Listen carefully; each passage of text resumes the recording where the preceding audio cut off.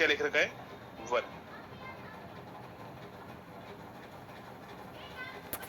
कितना ध्यान रखिएगा, इन्होंने लिखा हुआ है इसको 1। क्या है ये जो मैंने के लिखा है, इन्होंने लिख रखा है इसको 1, तो इसको आप के कर दो, ये के कर दो, ये जहां पर 1 लिखा हुआ है उसकी जगह के कर दो, ठीक है।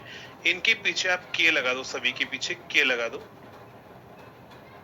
के आप लगा दीजिए। कि अभी जो मैंने आपको पढ़ाया है, ध्यान रखिएगा, अभी मैंने आपको पढ़ाया है डीसी सिस्टम विद 2 वायर। तो डीसी सिस्टम विद 2 वायर के लिए ये रिजल्ट आएगा हमारे पास में। लेकिन DC system with mid point earth की अगर वो बात कर ले और आपसे पूछेगा कि बताओ कितना कॉपर रिक्वायर्ड होगा, कितना वॉल्यूम रिक्वायर्ड होगा, तो जो के रिजल्ट आया है ना, ये जो के रिजल्ट आया है इसको 0.25 से मल्टीप्लाई कर देना। 0.25 मतलब 1/4 से 4 कैंसिल हो जाएगा, ये जो फॉर्मूला बचा ये दूसरे वाले का आ जाएगा। तो सेकंड वाले का फॉर्मूला आपको या निकालने की नीड नहीं है, इसको निकालोगे बहुत कॉम्प्लेक्स हो जाएगा। तो डीसी डिस्ट्रीब्यूशन विद 2 अगर हमारे पास में वायर है, मिड पॉइंट अर्थ को अगर हम बात करें तो सिर्फ 0.25 से मल्टीप्लाई करना। लेकिन कब? जब हमारे पास में same maximum voltage between the conductor and earth हमारे पास में है। यहाँ पर same maximum voltage between conductor और अर्थ है तब बात कर रहे हैं। यहाँ same maximum voltage between 2 conductor से, वैसे एग्जामिनर यही पूछता है, यही पूछता है। अभी तक जितना पूछा गया है सेम कंडक्टर और अर्थ के बीच का पूछा हुआ है, 2 कंडक्टर के बीच का कभी नहीं पूछा।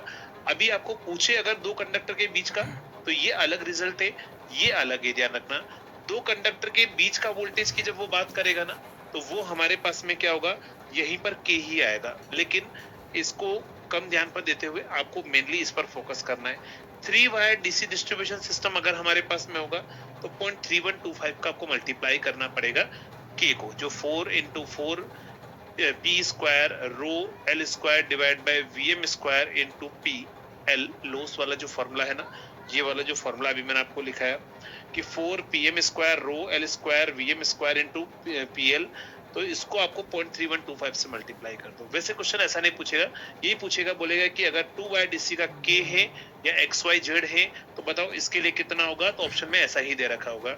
अगर वो एसी में बात कर ले, एसी के अंदर 2 वायर की जब बात होगी तो एसी में तो पावर फैक्टर भी आएगा, तो यहाँ पर 2/cos² को के से मल्टीप्लाई कर लो। कंपैरिजन एसी से करना है, इसके कंपैरिजन में ये 2/cos² से मल्टीप्लाई होगा। 2 wire with mid point earth हमारे पास 0.5/cos² से मल्टीप्लाई होगा। 3 वायर में 0.625 डिवाइड बाय cos² इंटू के से मल्टीप्लाई होगा। इनमें से लगभग सारे क्वेश्चन एक बार एग्जाम में आ चुके हैं, आने वाले एग्जाम में और भी देखने को मिलेंगे ये सारी चीजें। नेक्स्ट, क्या यहाँ पर खत्म है? नहीं, यहाँ पर नहीं खत्म है, अभी अगली स्लाइड में जो है वो हम, चलिए तो यहाँ तक हमने पढ़ लिया है। अब अगला पॉइंट बात करते हैं सी पर। सी वाला जो रिजल्ट है, सी वाला जो रिजल्ट है इस पर हम बात करेंगे। अगर 2 वायर एसी, ध्यान रखना 2 फेज सिस्टम की बात कर रहा हूं मैं, एसी 2 फेज सिस्टम में 2 फेज 4 वायर सिस्टम है तो ये आंसर आएगा। 2 फेज 3 वायर सिस्टम है तो बस इसको के से मल्टीप्लाई कर लो, पीछे के से मल्टीप्लाई कर लो, के से मल्टीप्लाई और के से मल्टीप्लाई, इनको के से मल्टीप्लाई कर लो, तो ये हमारे पास में रिजल्ट हो जाएगा।